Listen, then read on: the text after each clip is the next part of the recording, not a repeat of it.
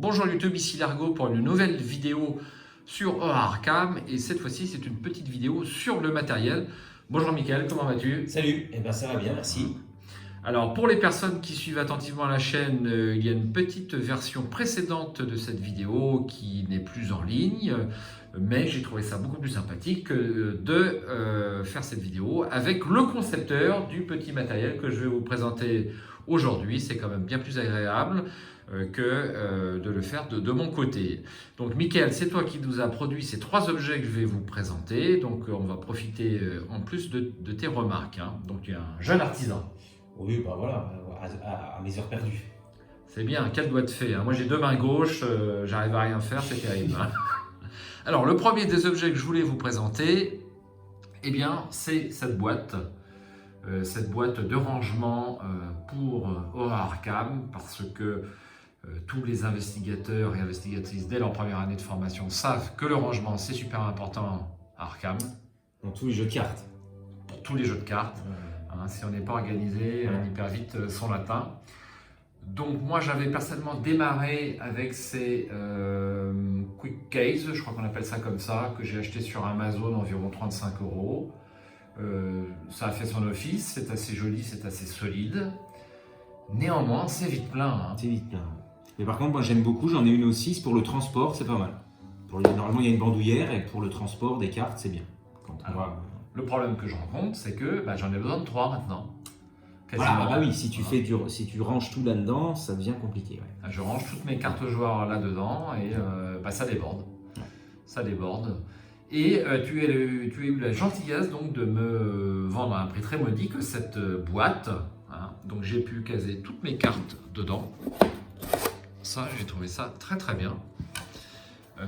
Tout loge, hein, on doit être pas loin des 1500 donc cartes. Là, tu as toutes les cartes joueurs, c'est ça? Toutes les cartes joueurs. D'accord. Inclus les neutres et les folies. Hein. Les séparateurs donc, ne sont pas inclus forcément dans la boîte, c'est toi qui me les as donnés aussi. C'est issu de quoi ça? Alors c'est des séparateurs qui étaient donnés avec un pack événement. Alors moi ceux-là je les ai eus sur le pack 2017 je crois, c'était celui-là, 2017. D'accord. Et très bien, je les ai plastifiés en plus et franchement c'est super. Donc c'est livré avec des petits séparateurs qui sont pile poil de la bonne taille. Ma foi c'est très très bien. Hop. Voilà. C'est plus pratique que ça parce qu'en fait là il existe aussi des séparateurs pour les quick case mais ils sont tellement épais que je les ai enlevés. En fait. Et ça, c'est un peu plus rigide. C'est plus rigide, c'est beaucoup mieux. Voilà. C'est beaucoup mieux. D'ailleurs, je pense qu'il y a les mis. C'est moi qui ai dû le coincer. Voilà. Je n'ai pas encore le doigté. Donc tout loge là-dedans, on est à combien de cartes? 1500? Ouais, en joueur, je sais plus. En joueur, c'est pas 1500. Hein. En pur joueur, il n'y en a pas 1500. Je crois qu'en tout, il y en a 1500 à peu près. D'accord. En joueur, peut-être un peu moins de la moitié, peut-être quand même. Au moins 1000. 500 cartes. 500 cartes seulement? Ah bon, ouais, d'accord. Je sais pas. On regardera sur ArkhamDB. Enfin bref, toute la collection loge et je pense que j'en ai encore pour peut-être 2 campagnes, une et demie, hein, avant de remplir cette boîte. Donc ce qui est sympa, c'est de ne pas avoir 36 boîtes et d'en avoir une seule. Donc ça, c'est une boîte assez simple qui fait l'office. Et la simplicité, c'est toujours bien. Hein. Donc ça t'a pris combien de temps pour faire cette boîte, Mickaël? Le design sur des outils de modélisation 3D, enfin CAO ordinateur, ça prend une demi-journée quand on connaît un peu. Et puis après l'exécution, c'est de la découpe laser. Hein. Une fois qu'on connaît la machine, c'est de l'ordre de une dizaine de minutes. Une dizaine de minutes pour sortir. Après, il faut monter. Après, il y a du montage. Voilà. Un petit peu de montage que tu m'as fait de façon super sympathique. Voilà, je savais pas si c'était de la colle à bois. Donc je te l'ai fait. C'est très très gentil. Donc là, tu vois, je l'ai adopté. Et puis je me demande si je vais pas poursuivre pour tout le reste. Hein, parce que je veux dire, tu lâches tellement de cartes là-dedans que c'est quand même bien. Si c'est des boîtes au même format, tu les empiles. C'est extrêmement pratique. Hein. C'est ce qu'a fait Jérôme, notre compère. Lui, il m'a pris 2 boîtes et il m'a fait graver chercheur, survivant. Il t'a fait graver ça où ça? Ici, là? Ouais, ici, ouais. Ah, d'accord. Donc, sur le devant, à cheval sur le haut de la boîte et le bas de la boîte. Donc il a le petit symbole, chercheur, survivant, etc. Et donc en 2 boîtes, il a les 6 classes, et donc avec les neutres. Et du coup, il loge une classe par rangée. Et je pense qu'on en a a priori assez pour tout le jeu, si ça dure, on va dire, 8 ans, quoi, à peu près. D'accord. 8 cycles. Donc lui, il a beaucoup plus de place et en plus, il a beaucoup plus de séparateurs qui sont très épais parce qu'il classe par slot. Hein, Exactement. les mains, double main, corps, etc. Alors que moi, je classe d'abord non XP et XP et ensuite par ordre alphabétique.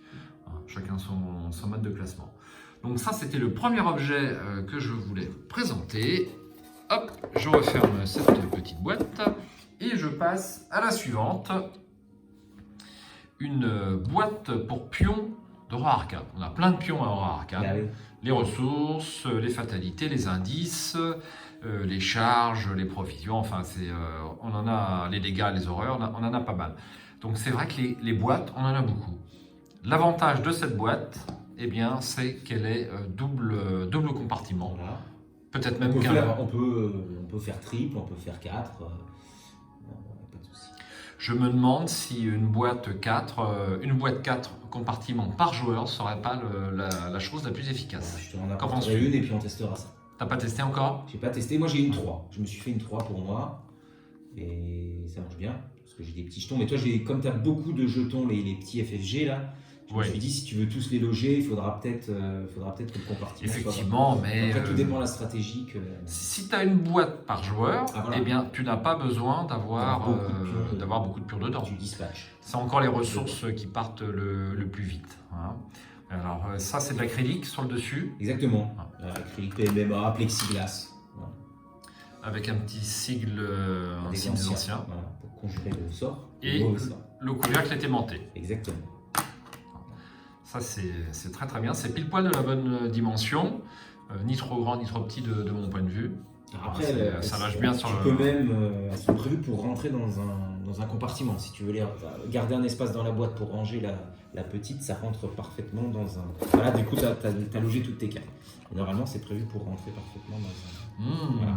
C'est éminemment pensé. C'est pensé un petit peu, voilà. On sent l'ingénieur. Hein. Voilà. Très bien. Et donc c'est de l'acrylique sur le dessus. Exactement.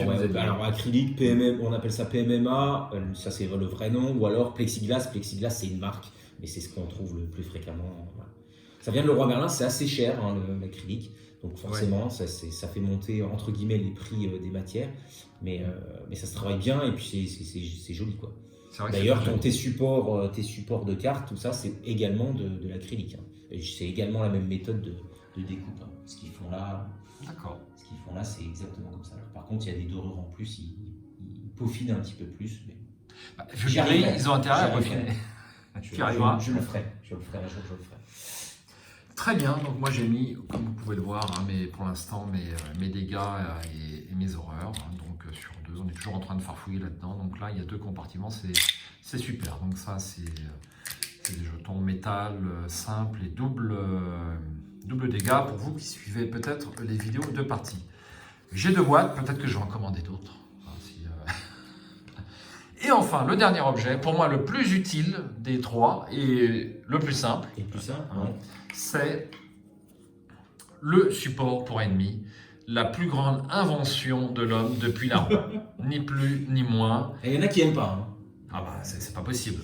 C'est pas possible. Mais c'est vrai qu'avec notamment les cartes nuées, enfin le symbole, le mot-clé nuée des nouvelles cartes du nouveau cycle, des fois il y a 36 cartes à prendre dans sa zone de jeu et c'est intéressant de pouvoir les prendre tous d'un coup. Ah oui, bien sûr. Alors, c'est très léger, hein, c'est de la même matière que les boîtes. C'est du contreplaqué, c'est un contreplaqué 3 mm. Ça me paraît de bonne qualité. Hein. Voilà. Il y a le signe des anciens aussi, hein, ce qui est assez agréable. C'est très très bien, ni plus ni moins. Donc un petit exemple avec les cartes. Alors quand on a ces cartes, vous connaissez tous, hein, donc on a du mal à l'attraper. Moi, il faut avoir des ongles, même avec un tapis de jeu, c'est pas toujours facile. Quand vous avez votre carte, eh bien, donc faut l'attraper. Vous jouez un exercice d'équilibriste pour aller poser la carte à quelques centimètres, Ou alors vous faites pareil, mais il faut la prendre. Vous voyez, ça tombe tout le temps et vous la posez sur votre zone de menace. Moi, j'ai horreur de ça. Quand on échappe à un ennemi, quand on Ça engage un ennemi. Ça bouge beaucoup. Hein, donc, c'est toujours un exercice d'équilibriste pour faire transférer la carte sans faire tomber les petits pions. Et là, maintenant, c'est magique. Vous avez votre support de monstre. Alors, non seulement ça ressort mieux sur votre zone de menace ou sur votre zone de jeu, donc vous êtes a priori un peu plus sûr de ne pas les oublier, mais en plus, eh bien, les pions ne tombent pas dessus. Et maintenant, on a en plus les cartes nuées, où vous allez avoir des cartes en dessous qui vont pas mal se balader. Moi, j'ai trouvé ça très pratique hein, pour les nuées.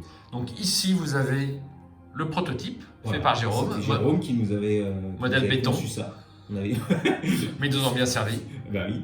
Un tout petit peu moins immersif quand même. Rien que le petit signe des anciens, c'est très très bien. Et surtout, ils sont plus légers et plus... Un peu plus fin, un peu plus étroit. Ouais. Un peu plus étroit, moins massif. Et moins ça prend de place sur la zone de jeu, je trouve, mieux c'est. Hein. Non, très bien conçu. Moi, je les ai adoptés, je ne les revends pour rien au monde, c'est super. Ça, c'était le troisième objet. Alors, dis-nous, j'allais t'appeler Jérôme, Michael, est-ce que tous ces objets-là vont être peut-être disponibles aux personnes qui en voudraient, ou alors c'est juste pour donner peut-être les plans ou des idées? Alors, qui me contacte, tu laisseras mes coordonnées, et puis si ça intéresse, je donnerai les plans. Voilà. Gracieusement. Je peux donner les plans gracieusement. Voilà. Si quelqu'un est proche, je peux lui fabriquer. Alors attention, hein, tu peux avoir X demandes et puis oui, peut-être que tu auras du mal à fournir. Voilà. Mais voilà, on peut tout se négocie. De toute façon, c'est pas dans un objectif commercial. Ah bah non, pas du tout. Non, c'est pour rendre service au mieux. Et voilà. Un service de joueur pour les joueurs. Exactement. En tant que passionné. Donc j'ai un petit peu navigué sur Philibert avant de venir. J'ai remarqué que les boîtes Arkham étaient en rupture. On en avait 2 modèles, quelque chose d'assez similaire mais assez cher. Ouais, je vendais pour 25 €, quelque chose comme ça. Moi, celle que j'ai vue, c'est 100 €. Hein. Ah oui, d'accord. C'est 100 €, un peu plus épaisse, avec des charnières, enfin peut-être un peu plus évoluée, mais celle que j'ai vue, c'est 100 €. 100 €, il y en a une à 70 €, les deux étaient en rupture. Parce que si on regarde simplement les inserts qu'on va mettre dans la boîte de base, qui sont tout à fait similaires à ce genre de choses-là, c'est déjà une vingtaine d'euros. C'est 19, quelque chose comme ça, je crois. D'accord. Donc juste l'intérieur. Donc après, si on a un entourage, on peut vraisemblablement vendre ça en magasin, peut-être, je sais pas, entre 25 et 30 €, je dirais. Un prix qui me semblerait normal. Très bien. Bah, merci pour tes cadeaux, Michael. Bah, de rien. C'est tout à fait sympathique. Donc un tout petit mot sur la carte peut-être que vous avez remarqué sur notre support. Sais-tu d'où ça vient? Bien sûr. C'est du scénario de Ryzen. Pour l'event qui s'appelait La déchéance du chevalier. Voilà, inspiré de Batman qu'on a eu à un prix modeste pour l'event. Les cartes sont très jolies. Je les ai pris comme exemple pour faire la petite démonstration de ce matériel. Très bien, merci Michael. Merci à toi. Et puis j'espère à très bientôt sur Arkham TV et pour une nouvelle partie. Bien sûr. À bientôt. Salut.